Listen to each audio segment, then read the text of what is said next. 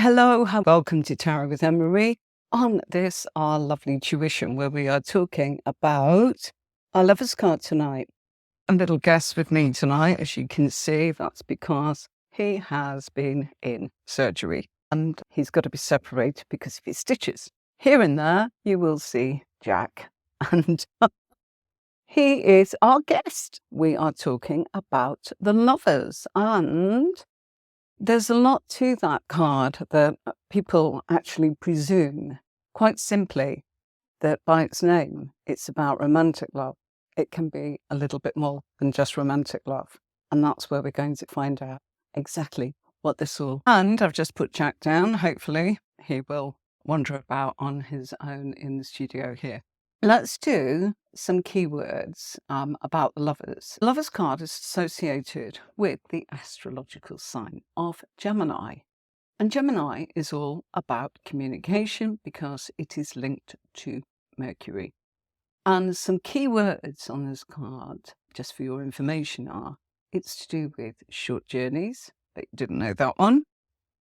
Physical attraction. Perhaps that's a little obvious. Choices to be made in relationships. Also, this is a card that can actually represent that there's a third party that may be involved in the relationship. Now, let's just hold it there for a minute and explain. If you look at the mountain that is in between our two figures, and we'll talk about those in a minute, that mountain represents obstacles. Now, you know, I talk about reading with pairs using a major and minor card. If there was a minor card next to this, which we'll be doing next week, and it's court card, it's possible that there's a third party interfering. Now, that does not mean there is another man or another woman of a romantic or sexual nature. It just means there may be somebody sticking their oar in and affecting background influences between the communication of our lovers, i.e. And the lover's card doesn't necessarily have to be a man and a woman. The lover's card can be a relationship with yourself.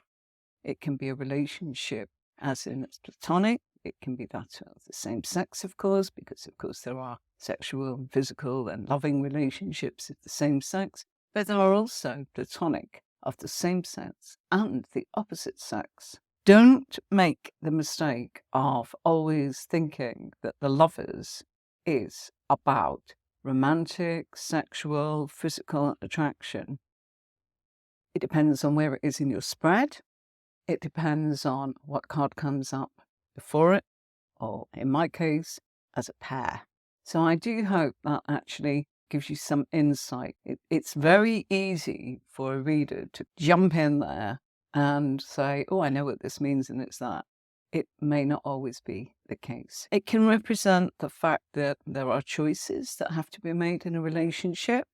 It's a card of temptation. Now, that's not a temptation with another human being or another relationship. It can be a card of temptation because there's something that we are tempted to do. We can have temptations to break the status quo. We can have temptations to actually overindulge. We can have temptations in wanting to do something that we go, oh, to heck with it. I know that nobody's going to approve. What of it? It's also a card of possible reconciliation. So it can be a card of you are getting back within, as I said, platonic or spiritual or loving or romantic or marriage or emotional contracts or even physical. Sometimes relationships can just be purely that of the physical desire. It's also a card of commitment, choices of the heart, and of building a life together. There's an awful lot there that actually comes out with our card, the lovers. And some keywords that I just went over for you is it's about having love, harmony, all our relationships, like I mentioned. I wanted to get that in early. It's about our values. It's about our alignment with things. It's also about choice between the mind and the heart. So this is a card of choice, choosing the right path, choosing to give self-love, self-care, to appreciate who we are. And it's a card of communication, big card of communication, because it is linked heavily to Gemini, and that astrological association goes with Mercury, which is all about our communication.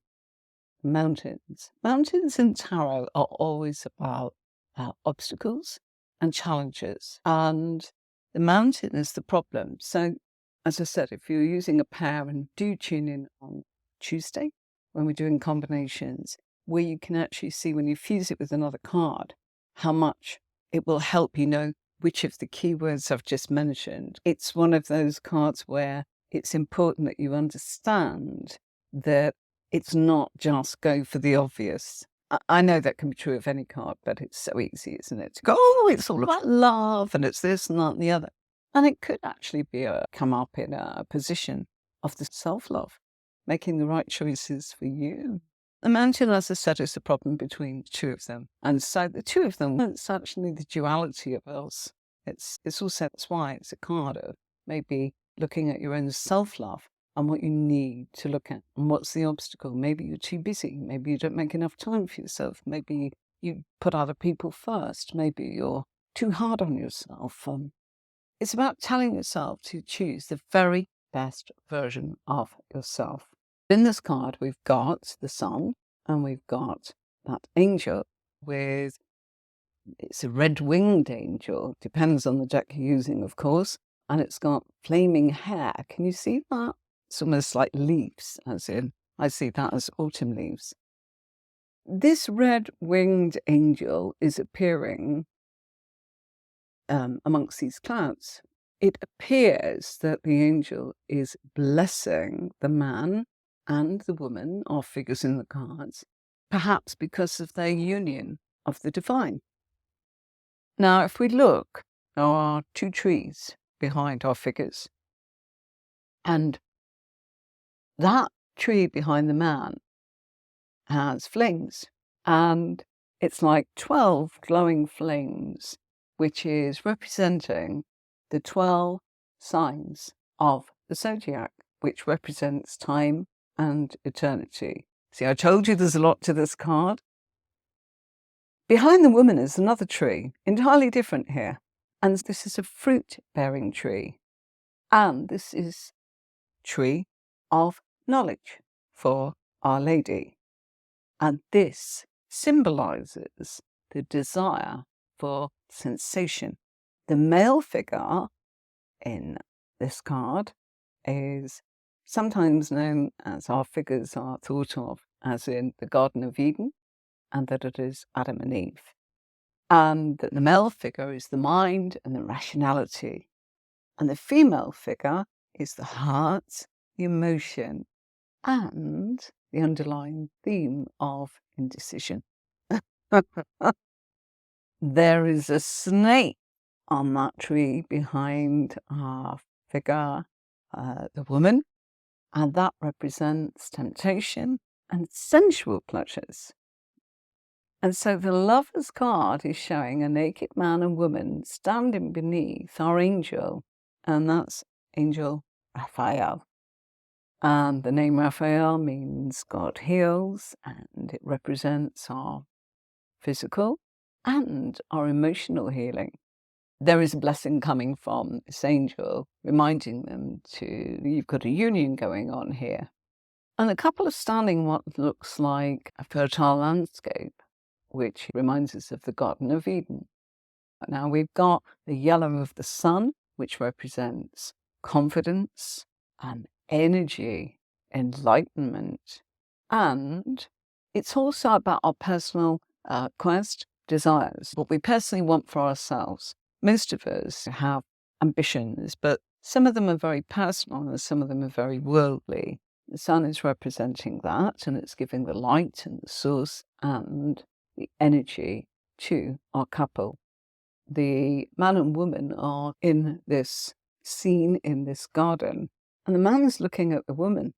She's not looking at him. She's looking up at the angel. it's showing that he's watching our woman and she's watching the angel, because what she wants to know, what is the path of the conscious that will lead on to the subconscious, that will lead on to the superconscious.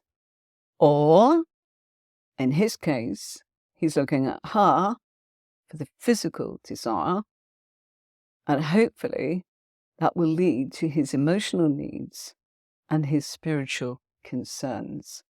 And the volcanic mountain in the background represents the problems that the couple will be challenged with, perhaps in the future.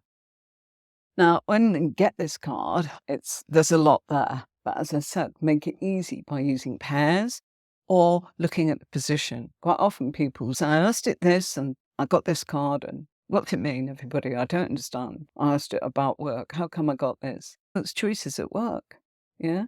If it's about the fact I've had a row with my neighbour, it's like choices about communication and reconciliation. You see, there's a whole list that I gave you. And if you start to really tap in to all of the meanings, and I know it's really hard, but I would urge you to really not just dump into that simplistic love interpretation. Ask your question thoughtfully. Don't say, oh, what do I need to know today? People do, I know, but when you're learning tarot, it's probably not very helpful, because you may not be able to decode all of it and know exactly what it means. It's very easy to make the mistake to actually say, I'm going to interpret the Lovers as solely a card for romantic love. Very easy to make that mistake. There's a lot more to it. There's broader implications. And of course, the art and the trick is to know which one is which, isn't it? And how you're going to be able to do that. Don't look at it as just romantic is the biggest piece of advice I can give you. Look at it as choices. Look at it as partnerships. And look at it as inner harmony. And then look at the position that it's in to tell you what it's about. Is it about you? Is it about someone else? Even if you don't know a spread, you can ask a question. What do I need to know about me? What do I need to know about X, whatever their name is, so that you are clear? And knowing your star signs or your zodiac signs that are astrologically associated with your cards. Not all of them have them, by the way. Some are linked to planets. But in the Lover's case, it's Gemini. If this came up and it was about Gemini, there you go. It tells you it's all about them. But it's also an aspect of you sometimes. Depends in the position you're spread. And it also depends on the surrounding cards. I think there's a tendency to see things in terms of good versus bad with this card. It's much more of a duality. That's why you've got Adam and Eve there, okay? The clouds in tarot are always about the things that are covered up. When you've got a cloud, it's a covering. We can't see everything. It's disguised. It's a bit like people saying, oh, there's no sun today. There is, just that there's clouds and you can't see it. It's that time of year. If you think that your cards are very nuanced, and what I mean by that is there's a lot of depth, there's a lot of layers, there's a lot of meanings, and recognize the different shades of grey and diverse sort of considerations that can come out from this card, you will not go wrong. And I remember when I was learning a long time ago, there were so many meanings like these keywords, and it's which one is it? You can only find out which one it is by actually directing your question very carefully towards the tarot. Don't say, is it this or that? You need to phrase your question carefully. If you're asking about a relationship, yes.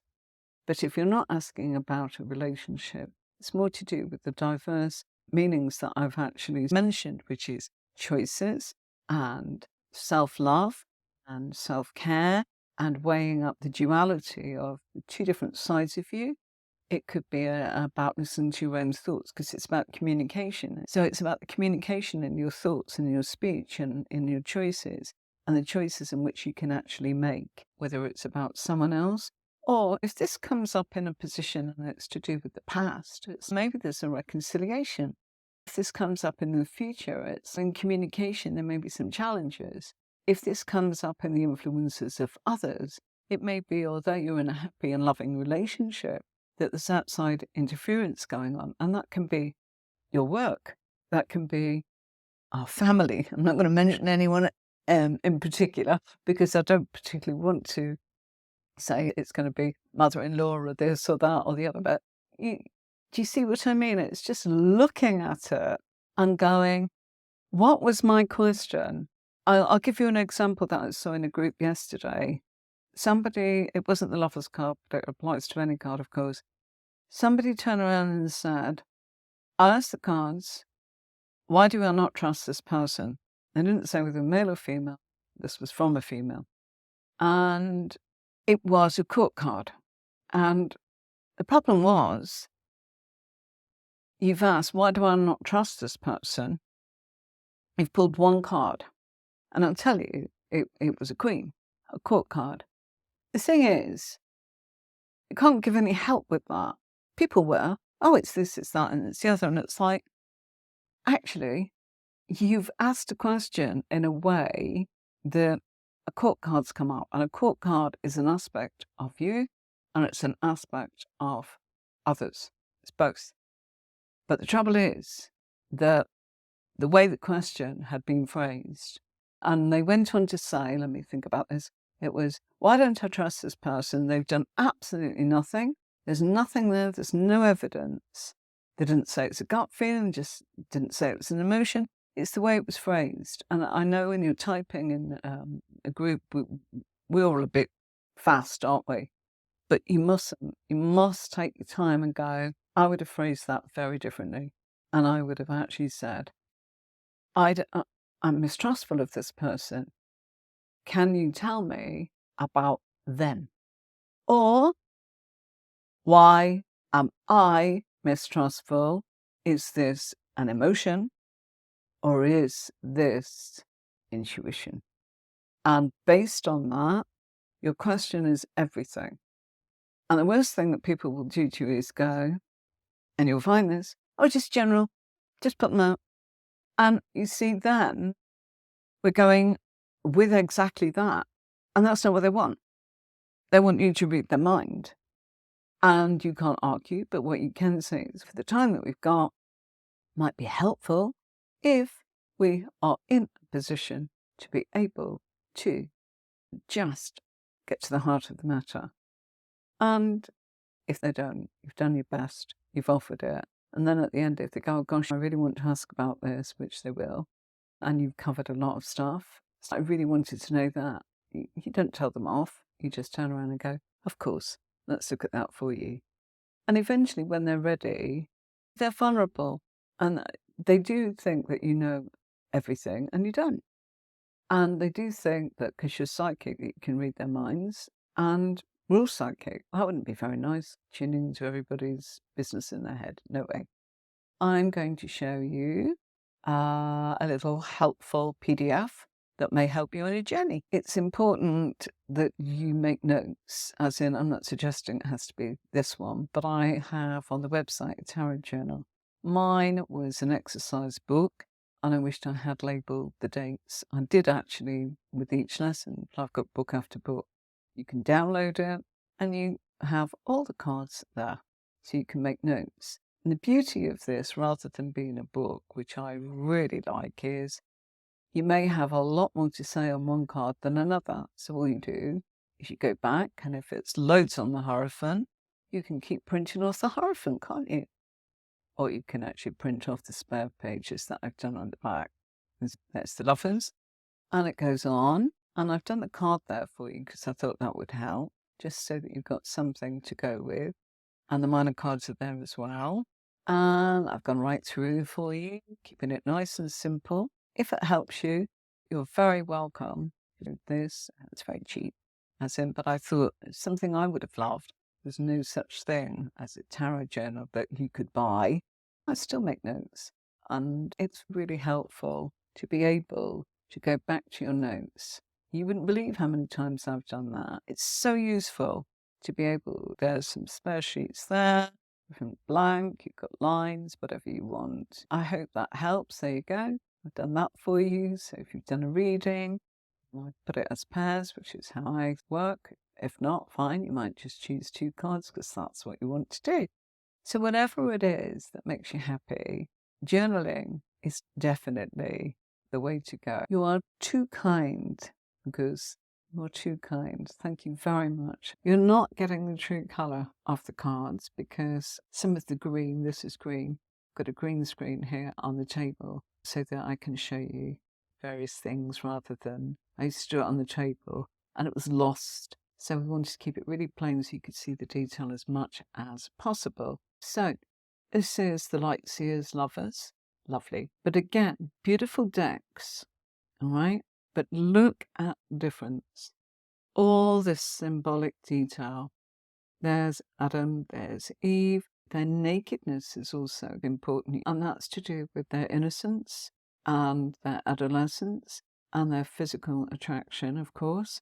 But it also is representing the temptation. So the Lovers, beautiful, but hard when you are getting started. Even if you do know that you've read for years, you can really favour the fact that the details, or just looking at that card and you're off. Some people can read with any deck, it's only about that, it's only about that. And then you can go into it. I like this. I think this is great. Love of the dog, been together a very long time, seasoned together, young love, children here, the swans in the background, the greenery's there, there's some fairies in there, there's some petals. The way that is, I thought it was a horn on his head for a moment when I first looked at the deck. But this is a great deck, and this is called the Everyday Enchantment Tarot. I think this is pretty special because I think that they deal with a lot of modern images that might help you if you find... I remember teaching Lee and Clark a few years ago, and Clark really got it, and Lee went to me, don't know what to do. And I said, what? And he said, I don't know what that means. And I said, oh, the Roman numeral. And he said, yeah, I haven't got a clue. Very smart lad, but just had this blank when it came to Roman numerals. So sometimes these cards, they have all gone for that, apart from this one, which you can see is the number 6. Should be able to zoom that in a little bit. Yeah, even that, it's tiny, but it's there. Yeah. And then we've got the borderless Rider-Waite, and this is lovely. That's got all the details that we were talking about. This I had to include because it's Christmas and it's winter and it's the Lovers and the winter weight. I really like the person that actually designed these cards. I don't know them, but I have a lot of their decks. I've got the Groovy Weight deck. I've got the Winter Weight deck. I've got the Tripping. Yeah. Beautiful. Absolutely beautiful. Love the actual sort of images in that. They're colourful, they're bright. Nothing's changed. They've just made it something a little bit different. It's the colours, it's a little bit more modern. It's choosing a deck because you like it, collecting it. Can you read with it? That may not matter, but if you are struggling, go back to something that works for you. And universally, Rider-Waite, whether it's this one, and this is Rider-Waite base, so this also would be fine. Yeah, the colours would be a bit different, but that's what's great. The colours, you always hear me talking about the colours. The red wings on this angel, that's all about passion. We talked about the sun. We talked about the clouds, lack of visibility, not seeing everything. The 12 sort of zodiac signs, you're not getting that. Maybe here, as in the petals, but I don't think so. You're not getting that. And what is the meaning of that? It's very important that the 12 signs of the zodiac are there to represent time and eternity. Craft. I couldn't think for a minute. I always call it my Celtic one. Druidcraft Tarot. I just want to say that this, if anybody ever gets this, it doesn't come like this.